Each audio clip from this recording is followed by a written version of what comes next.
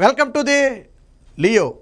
నిన్న జగన్మోహన్ రెడ్డి సొంత గడ్డ మీద మేమంతా సిద్ధం కార్యక్రమంలో భాగంగా బహిరంగ వేదిక సాక్షిగా కొన్ని మాటలు మాట్లాడటం అయితే జరిగింది.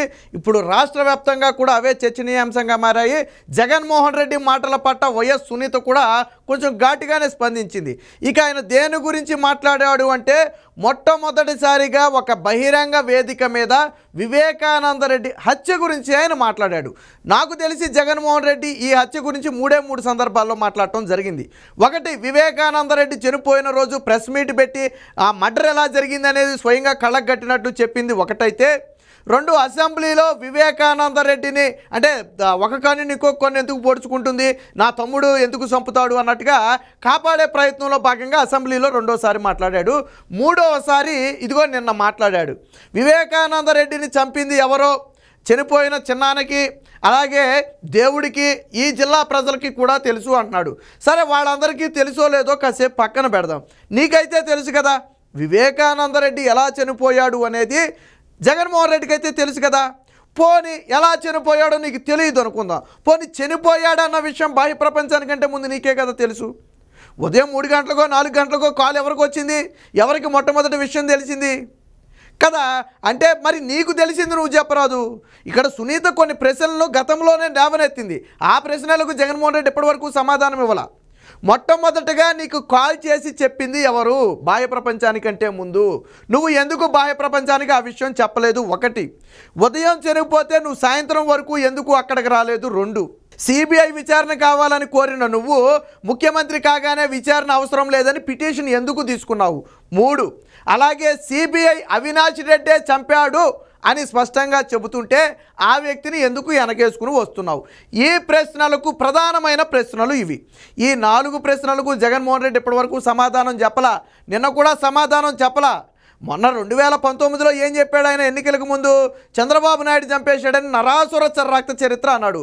పోనీ ఆ మాట ఇప్పుడు చెప్పొచ్చు కదా నువ్వు. నిజంగా నీకు ఇంకా చంద్రబాబు నాయుడే చంపించాడు ఆ నింద మా మీద వేస్తున్నాడంటే పోనీ ఆ మాట నిన్న చెప్పబోయివా నీ జిల్లా ప్రజల ముందు? చెబితే కాండ్రించి మొహం మీద వస్తారేమోనని భయం వేసి ఉంటుంది బహుశా. ఇంకా చంద్రబాబు నాయుడు, ఆదినారాయణ రెడ్డి, బీటెక్ రవి ఈ పేర్లు చెబితే ముఖం మీద కాండ్రించి వస్తారేమోనని భయం వేసి పేర్లు చెప్పడానికి భయపడ్డాడు. జగన్మోహన్ రెడ్డికి తెలుసా లేదా? చంపిన వాడిని నీ పక్కనే పెట్టుకున్నావు కదా. సిబిఐ ఏం చెప్తుంది? అవినాష్ రెడ్డి దోషి అని చెప్తుంది. అవినాష్ రెడ్డిని అరెస్టు చేసింది, బెయిల్ మీద ఉన్నాడు. ఆల్రెడీ ఆయన తండ్రి ఇంకా జైల్లోనే ఉన్నాడు కదా. స్పష్టమైన ఆధారాలతోనే చెప్పింది కదా ఎవరు చంపారు, ఎలా చంపారు అనేది. దస్తగిరి కళ్ళకు కట్టినట్టు చెప్పాడు కదా. మీతో పాటు హత్యలో పాల్గొన్నటువంటి ఒక దస్తగిరే అప్రూవర్గా మరి విషయం మొత్తం ఒప్పుకున్నాడు కదా. మరి ఇన్ని నగ్న సత్యాలు కళ్ళ ముందు కనపడుతుంటే మరి ఆ నోటితో ఎవరు చంపారో దేవుడికే తెలుసు, ప్రజలకు తెలుసని జిల్లా ప్రజలకు తెలుసు కాబట్టే నిన్న నీ యాత్రను చీకొట్టారు. రేపు నీ పార్టీని చీకొట్టబోతున్నారు. వివేకానంద రెడ్డి చంపింది ఎవరనేది జిల్లా ప్రజలకు తెలుసు, అది మాత్రం వాస్తవం. కాకపోతే నువ్వు అనుకుంటున్నట్టుగా ప్రతిపక్షాలు చంపాయి అని వాళ్ళు అనుకోవట్లా. అవినాష్ రెడ్డి అండ్ కో చంపారు, దాని వెనక జగన్మోహన్ రెడ్డి హస్తం ఉంది కాబట్టే కాపాడుతున్నాడు అని ప్రజలు అనుకుంటున్నారు. కాబట్టి ఖచ్చితంగా ఎన్నికల్లో నువ్వు ఒక హంతకుడికి టికెట్ ఇచ్చి ఓటేమని అడగటానికి సిగ్గు ఉండాలి కదా. సరే, అడగటానికి నీకు సిగ్గు లేకపోయినా ప్రజలకైనా సిగ్గు ఉంటుంది కదా. ఒక హంతకుడికి మనం ఓటేయటం ఏంట్రా అని. పోనీ ఆరోపణలు అయితే ఓకే, కానీ ఇక్కడ సిబిఐ ఆధారాలను బయట పెట్టింది కదా. నిన్న సునీత అడిగింది, దానికి నువ్వు సమాధానం ఈరోజు చెప్పగలదువా? ఏమని అడిగింది? 5 ఏళ్ల తర్వాత నీకు చిన్నాను గుర్తొచ్చాడా, వివేకం చిన్నాను నీకు గుర్తొచ్చాడా అని నేను అడిగింది. మరి 5 ఏళ్లలో ఎప్పుడు వివేకానంద రెడ్డి హత్య గురించి మాట్లాడలేదే నేను గతంలోనే చెప్పా. ఒకటి ఎప్పుడు ప్రతిపక్షంలో ఉండగా మాట్లాడితే, 2 అధికారంలోకి వచ్చాక మాట్లాడాడు. అది కూడా ఒకటి అసెంబ్లీలో మాట్లాడితే, ఇప్పుడు బహిరంగ వేదిక మాట్లాడు. అంటే పులివెందెల పునాదులు వివేకానంద రెడ్డి హత్యతో కదులుతున్నాయని తెలిసి జగన్మోహన్ రెడ్డి మళ్ళీ తెలుగుదేశం పార్టీ మీదకి నెట్టే ప్రయత్నం చేశాడు. కాకపోతే ఆ గుండె ధైర్యం లేదు. చంద్రబాబు నాయుడు, బీటెక్ రవి, ఆదినారాయణ రెడ్డి పేరు చెప్పే ధైర్యం జగన్మోహన్ రెడ్డికి లేదు. గుండెలు జారిపోయినాయి ఆల్రెడీ. ఎందుకంటే జిల్లా ప్రజలకు తెలుసు కదా, ఎప్పుడైతే చంద్రబాబు పేరు ఎత్తాడో వెంటనే ప్యాడ్ నీళ్ళు ఎత్తేస్తారు వాళ్ళు. వివేకానంద రెడ్డి హత్య కేసులో చంద్రబాబు అన్నారనుకో, వెంటనే ప్యాడ్ నీళ్ళు వచ్చేస్తాయి పైకి. తెలుసు కదా జిల్లా ప్రజలకి. నువ్వు చంపినవాడిని పక్కన పెట్టుకుని ఆడు చేయి పైకెత్తి ఓటేయండి అని చెప్పావు అంటే, నువ్వు చంపిన వాడికి నువ్వు కడప ఎంపీ టికెట్ ఇచ్చావు అంటే, చంపిన వాడిని నువ్వు కాపాడుకుంటూ తిరుగుతున్నావంటే నీ పాత్ర లేదా అందులో? అది ప్రత్యక్షంగానా పరోక్షంగానా అనేది సిబిఐ తేల్చాలి, మనకు సంబంధం లేని విషయం. కాకపోతే అనుమానం ఉంటుందా లేదా? ఇన్ని నగ్న సత్యాలు కనపడుతున్నాయి. నిన్న వివేక కూతురు సునీత కూడా కొన్ని మాటలు మాట్లాడింది. మరి జగన్మోహన్ రెడ్డి దానికి ఏం సమాధానం చెప్తాడో ఒకసారి ఆ మాటలు కూడా చూద్దాం. ఇదిగో, నీ పేరు బయటకు వస్తుందని సిబిఐ దర్యాప్తు వద్దన్నావా? సునీత బలంగా అడిగిన ప్రశ్న. మరి జగన్మోహన్ రెడ్డికి దమ్ముంటే సమాధానం చెప్పాలా? వివేకానంద రెడ్డి హత్య కేసులో మొట్టమొదట సిబిఐ ఎంక్వైరీ కోరిన వ్యక్తి జగన్మోహన్ రెడ్డి. అధికారంలోకి వచ్చిన తర్వాత నిజంగా అప్పుడంటే ప్రతిపక్షంలో డ్రామా కోసం సిబిఐ ఎంక్వైరీ, కానీ అధికారంలోకి వచ్చిన తర్వాత నిజంగా సిబిఐ ఎంక్వైరీ చేస్తే తీగలాతే డొంకంతా కదిలితే నా పేరు బయటకు వస్తుందేమోననే భయంతో, అంటే జగన్మోహన్ రెడ్డి పేరు బయటకు వస్తుందనే భయంతో సిబిఐ విచారణ అడ్డుకున్నాడు. ఈ మాట నేను అనట్లా, సునీత అడుగుతుంది. చెప్పు, నీ పేరు బయటకు వస్తుందనే కదా నువ్వు సిబిఐ విచారణ వద్దన్నావు. నువ్వు సిబిఐ విచారణ పిటిషన్ వెనక్కి తీసుకోవడమే కాకుండా నేను బలవంతంగా సిబిఐ విచారణ చేయిస్తుంటే విచారణ అడ్డుకున్నావు కదా నువ్వు. సిబిఐ విచారణ అధికారుల మీద కేసులు పెట్టావు కదా, నీకెందుకు అంత భయం? నిన్న సునీత నిలదీసింది, ఎన్నికలప్పుడే చిన్నాన్న గుర్తొచ్చాడా? ఈ ప్రశ్నకు కూడా సమాధానం చెప్పాలా? కరెక్ట్గా ఎన్నికల డ్రామాలు కాకపోతే 5 ఏళ్ల క్రితం ఎన్నికలప్పుడు చిన్నాన్న హత్యను ఆడుకుని గెలిచావు. మళ్ళీ 5 ఏళ్ల తర్వాత అదే చిన్నాన్నని ఎవరు చంపారో దేవుడికే తెలుసు అని చెప్పి మళ్ళీ చిన్నాన్న పేరు చెప్పావు. ఎందుకు అని అంటే వివేక హత్య కేసు సొంత జిల్లాలో పునాదులను కదిలిస్తుంది కాబట్టే భయపడిన జగన్మోహన్ రెడ్డి ఏం చేశాడు?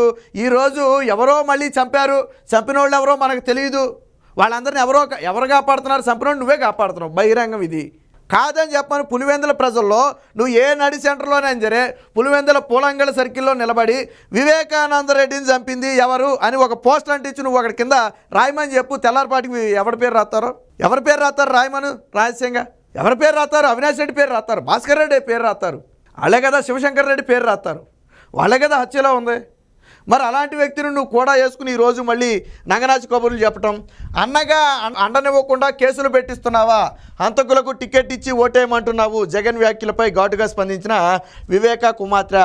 మాజీ మంత్రి వివేకానంద రెడ్డి హత్య కేసులో సిబిఐ విచారణ కోరుతూ దాఖలు చేసిన పిటిషన్ను ఎందుకు ఉపసంహరించుకున్నావు? నీ పేరు బయటకు వస్తుందని భయపడ్డావా అని జగన్ రెడ్డిని నిలదీసింది. నాన్న తర్వాత అంతటి వారైన చిన్నాన్న వివేకానంద రెడ్డి 5 ఏళ్ల తర్వాత ఎన్నికలప్పుడే నీకు గుర్తొచ్చారా?